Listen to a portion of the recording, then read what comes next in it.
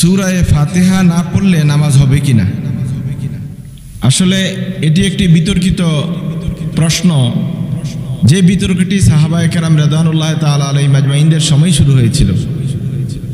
এই বিতর্কিত প্রশ্নগুলোকে বারবার উল্লেখ করার মধ্যে কোনো উপকারিতা নেই, বরং এই বিষয়গুলোর মধ্যে যে কোনো একটি পদ্ধতি আপনি অনুসরণ করতে পারেন, যেহেতু প্রায় সবগুলো পদ্ধতি হাদিস দ্বারা বর্ণিত হয়েছে।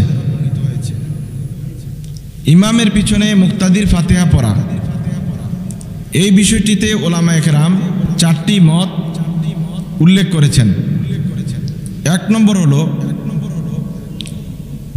ইমামের পিছনে যখন মুক্তাদি থাকবেন তখন তার জন্য কোনো রকমের কেরাত পড়া জরুরি নেই, সেটা সূরা ফাতিহা হোক বা অন্য কোনো সূরা হোক, জরুরি নয়, বরং তিনি পড়বেন না। মুক্তাদি ইমামের পিছনে ইক্তেদা করলে যেরকম নামাজি হোক, চাই কেরাতওয়ালা নামাজ, জহরি নামাজ হোক অথবা সেরি নামাজ, যে নামাজে কেরাত শোনা যায় না এমন নামাজি হোক, সকল ক্ষেত্রেই মুক্তাদি কেরাত থেকে বিরত থাকবেন, সূরা ফাতিহা বা অন্য যে কোনো কেরাত থেকে। এই মাযহাবটি ইমাম আবু হানিফা রাহমাতুল্লাহ আলাইহি থেকে বর্ণিত হয়েছে এবং তিনি দলিল হিসাবে হযরতে আব্দুল্লাহ ইবনে আব্বাস রাদিয়াল্লাহু তাআলার হাদিসটিকে গ্রহণ করেছেন। দ্বিতীয় মতটি হলো, মুক্তাদি ইমামের পিছনে অবশ্যই সূরা ফাতিহা পড়বেন, সূরা ফাতিহা পড়া ওয়াজিব, চাই এটা সেররি নামাজ হোক অথবা জেহরি নামাজ হোক, এটাতে কেরাত আওয়াজ করে ইমাম সাহেব পড়ুক অথবা মনে মনে পড়ুক, যেভাবেই পড়ুক, মুক্তাদি অবশ্যই সূরা ফাতিহা পড়ে নেবে। সূরা ফাতিহা পড়া মুক্তাদির উপর ওয়াজিব। এটা হলো ইমাম বুখারী রাহমাতুল্লাহ আলাইহি এবং আহলে হাদিস আর ইমাম শাফি রাহমাতুল্লাহ আলাইহির মাযহাব। তৃতীয় অভিমতটি হলো যে শুধুমাত্র সেররি নামাজগুলোতে, যেসব সালাতগুলোতে ইমাম সাহেব জোরে কেরাত পড়েন না, সেই সব রাকাত এবং সালাতগুলোতে মুক্তাদি মনে মনে সূরা ফাতিহা পড়ে নিবে এবং যেই সমস্ত সালাতে ইমাম কেরাত উচ্চস্বরে পড়েন সে সমস্ত সালাতে মুক্তাদি চুপ থাকবেন। এই মতটি পোষণ করেছেন ইমাম ইবনে তাইমিয়া রাহিমাহুল্লাহ এবং বর্তমান সময়ের অনেক আলিমই এটার উপর আমল করেন, যে ইমাম যখন কেরাত জোরে পড়েন তখন চুপ করে তিনি কেরাত শুনতে থাকেন, আর ইমাম যখন কেরাত পড়েন না তখন মুক্তাদি নিজে নিজে মনে মনে সূরা ফাতিহা পড়ে নেন। এ ব্যাপারে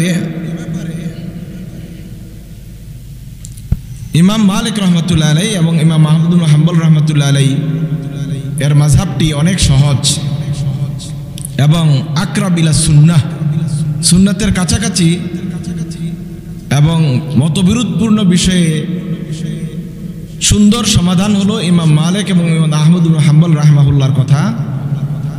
তিনি বলছেন, ওনারা দুইজন বলছেন, জেহরি এবং সেররি ইমাম চাই উচ্চস্বরে কেরাত পড়ুক অথবা চুপ করে কেরাত পড়ুক, সকল ক্ষেত্রেই মুক্তাদির জন্য সূরা ফাতিহা পড়া মুস্তাহাব মাত্র।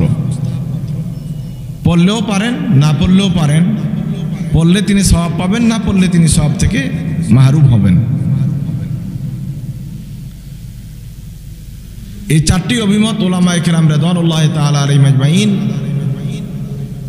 ইমামের পিছনে যে সমস্ত মুক্তাদি নামাজ পড়বেন তাদের বিষয়ে আলোচনা করেছেন।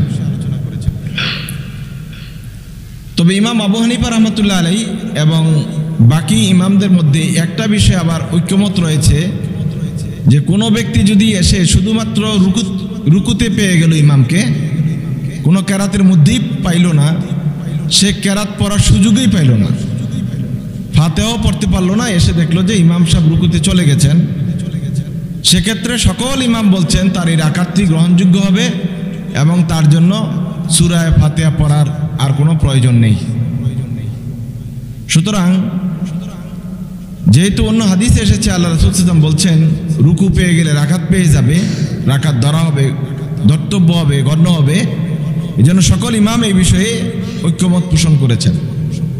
এ কারণে বলা যায় না যে সূরা ফাতিহার বিষয়টি নিয়ে উলামায়ে কেরাম বাড়াবাড়ি করেছেন।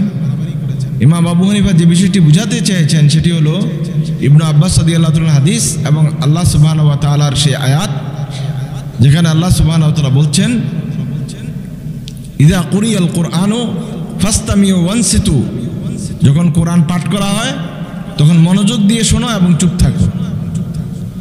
মুক্তাদি যদি ইমামের পিছনে কেরাত পড়তেই থাকেন তাহলে মনোযোগ দিয়ে যেমন শোনা ব্যাহত হয়, ঠিক তেমনিভাবে চুপ করে থাকাটাও ব্যাহত হয়, যা আয়াতের এই বর্ণনার বিপরীত। এজন্য ইমাম আবু হানিফা রাহিমাহুল্লাহ ইমামের পিছনে চুপ থাকার বিষয়টি নিয়ে কঠোরতা প্রকাশ করেছেন এবং না পড়ার জন্য উৎসাহিত করেছেন। আল্লাহ সুবহানাহু ওয়া তাআলা আমাদেরকে বিষয়টি বুঝার তৌফিক দান করুক, আমিন।